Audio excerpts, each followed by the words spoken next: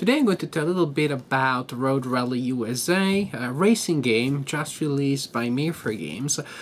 For 3, 2, 4 or 5 players, it is a race. You need to get to the finish line before the opponents do. Actually, as the race progresses, you also need to be in the right points, the right time to score points.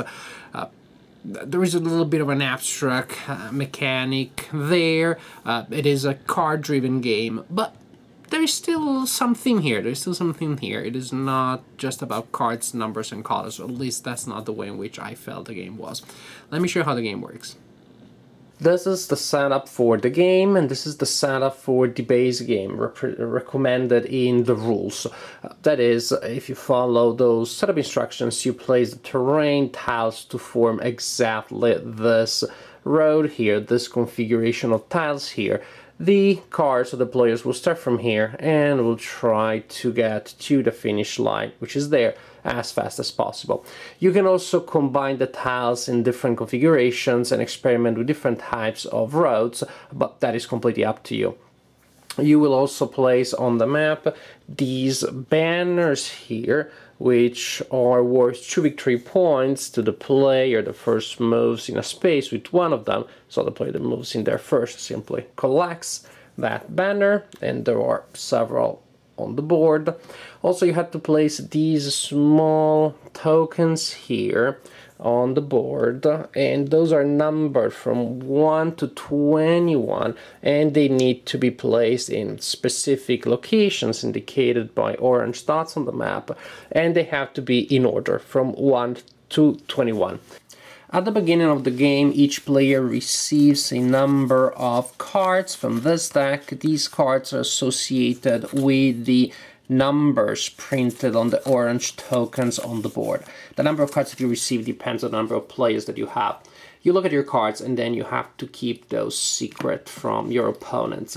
Each player also has a deck of movement cards, and these cards are 3 types: red, green, and yellow. Each card has a number printed on it, as you can see. And you draw a hand of those cards at the beginning of the game.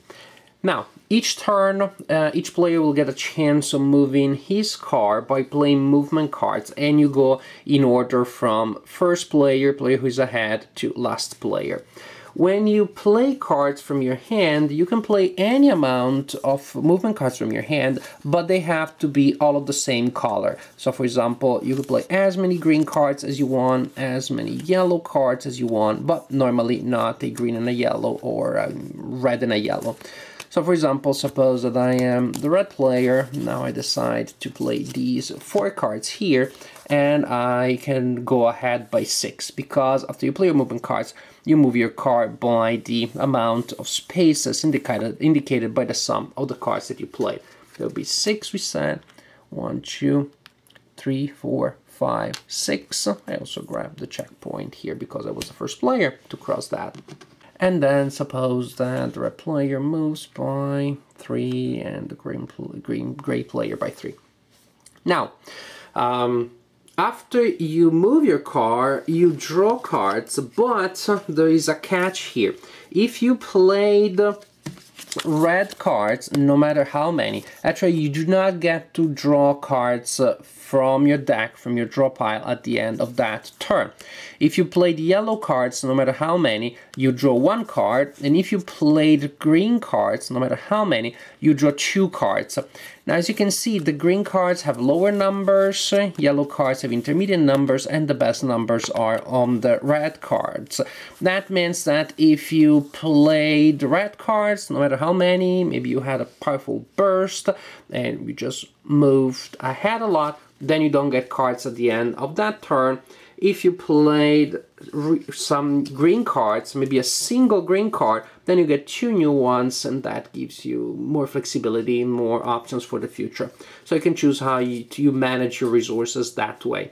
After the players have moved their cards and drawn new cards, those players who can do so, then players have an opportunity to score. You can score numbers on orange tokens that have been reached during that turn. In this example, for example, the number 10 and the number 11 have been reached, they can be scored. If they are not scored, they will be removed from the board. They cannot be scored in later turns. Starting from the lower number, you ask players if they want to score it.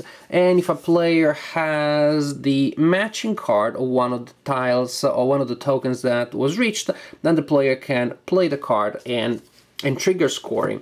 When you trigger scoring, everybody gets points according to the following table here. First place, 5 points. First place at the moment of the scoring. Second place, 4 points, then 3 points, 2 points or 2 cards, 1 point or 2 cards. However, if you played the card that triggered scoring, in this case, for example, the player that played the 10 card, then your points for that stage are doubled. Suppose that it was the green player that played the 10 card here that triggers scoring, then that player gets 5 for being first place, and that goes to 10 because those are doubled. Then in this situation, the red player gets 4 points. And here's the neat thing. If you are in the space that is being scored when scoring is triggered, and you are either the only player there or you are ahead, if there are several cards in the same space, you still have to determine which player is first in that space. Well, if you are alone in that space that is being scored, or you are ahead in that space, you get the marker, you add it to your pool of victory point counters, and that is worth 2 victory points at the end of the game. There are a couple of other situations that apply. If your hand is empty, you can shuffle your discard pile into your draw deck and you can draw new cards, but then you have to skip a turn. That is, if your hand is empty, you get a fresh new deck with all of your powerful cards shuffled back in. You get 2 cards in your hand, but you have to skip a turn. Also, there are special areas on the map that have special effects that players will want to take advantage of. For example, if you end your turn at the gas station, then you can shuffle your discard pile into your draw deck without having to skip a turn. That is particularly good.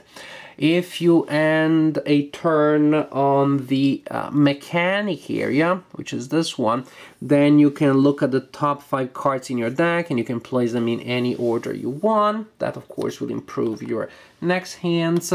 Here we have a detour. There are several on the board. If you end movement on one side of the detour area, then you can immediately teleport to the other side of the detour. You only skip 2 spaces, but if nothing else, psychologically that seems to have a huge impact on the game. Another special area is the general store. If you end movement there, then next turn you can play any combination of colors from your hand. You don't have to play just one single color. And you can play up to 5 cards, any combination of colors. It can be pretty powerful. Also, after that, you draw 1 card. So it is a good way of getting a lot of red cards out while at the same time still getting some cards back in your hand, which wouldn't happen normally. So players keep moving on the board, trying to take advantage of resources on the board, of special areas, trying to score as many points as possible, and trying to figure out when the right moment to score is. Because, and this is key, you will not be able to score all of the cards that you have in your hand. The amount of cards that you can score depends on the number of players you have, whether you're playing the base game or the standard game. But the point is that you will not be able to score them all. So you have to choose if, now that it is time to score one of your cards, it is a good moment for you or to use that option to score, to get points now, or you will have to decide if it may not be better to waste this opportunity to score, but then to use one of your scoring options later when you may be in a better position, you may be able to score by points, you will be able not to give too many points to the opponents, things like that definitely have to be taken into account, and that add a certain push your luck factor to the game. In the case, the game continues like this until a player reaches the finish line, this area here. That triggers the last turn, that is, the game will be over at the end of that turn. And other players that manage to reach the end of the race during that turn also go there to the podium. Players that do not manage to get there don't get anything in the final scoring, because after the race is over, you will have a final round of scoring, 5 points for first player, 4 points for second player, and so on and so forth, but only for the players that actually reach the final area. After the final scoring is done, the player with the highest amount of victory points is the winner. I had to tell you, I was pleasantly surprised. I wasn't sure about the game. It seems the same after reading the rules. Extremely simple, maybe too linear, maybe too predictable. You just need to be in the right place at the right time to score points. That is pretty much the philosophy of the game, but there are many ways in which that can be achieved, and there are many ways in which your opponents can achieve that before you do. Actually, it turns out that hand management and position of your car on the track do come together well and do create challenges, do force you to create strategies around the evolving situation.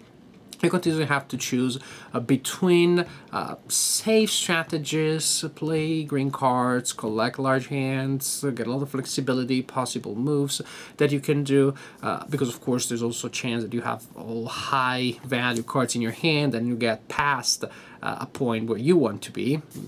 Having some low numbered cards in your hand can be good too, but of course then it's hard to play them combined with the high value ones. So figuring out the best combination of cards to have in your hand, that's part of the fun. You can choose how much luck you want to rely on, how much risk you want to take. If you have only one card in your hand, you play it, it's a yellow card, then you get another one, you play it, it's a green one, you get two. But of course, if you get a red one and that's the only one that you have, you play it, you have no cards in your hand, you cannot redraw, you skip a turn. And what if at that point you get another red card? You skip another turn. There are high risk choices that if you make, and then you start complaining that there's too much luck in the game, of course, I think you have to think about that. How did that happen? And fighting for a position, fighting for points, not just trying to figure out what it is the best moment for you to score, but to figure out when the opponents are going to score. So actually you get and occupy the areas where the opponents may score, so they trigger scoring, but you get points. There is even that little bit of bluffing, of mind reading of what's going on with the opponents. I found that for a game this simple, this light, it has enough levels of decisions and strategies and ways in which you can manipulate your chances of scoring good points. There are enough of these things to keep me interested. I wonder if in the long run the game may reveal to have a little bit of a runaway problem. I'm saying this because in some of our games we had one player that went ahead around middle of the race and got such a huge advantage that it was pretty impossible for the other players to catch up. That was a mix of luck, which can be there, and proficient use of cards, resources on the board. But we also had other games in which the game ended very close, 2 points of difference, things like that. Cars head-to-head for most of the race. Very exciting moments, by the way, very exciting plays. So I would say that probably if you have players that are very proficient, more or less the same level of proficiency, then luck may play a factor and a leader may emerge as a runaway. But that's not going to happen every time, at least that wasn't my problem. So I think that if a runaway leader situation emerges, that should not be often enough to kill the fun of the game. Bottom line, this is a game that I enjoyed much more than I thought I would have.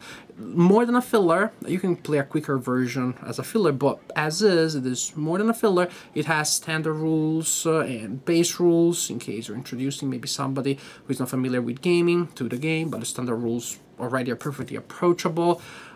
fun to play, exciting moments, interesting puzzles playing in your mind as you try to maximize your resources and figure out how to exploit your resources on the opponents. When the opponents are going to try to exploit your resources, how can you get there and benefit from that? Interesting decisions to make, fun game, it looks good, so passing grade from me, definitely.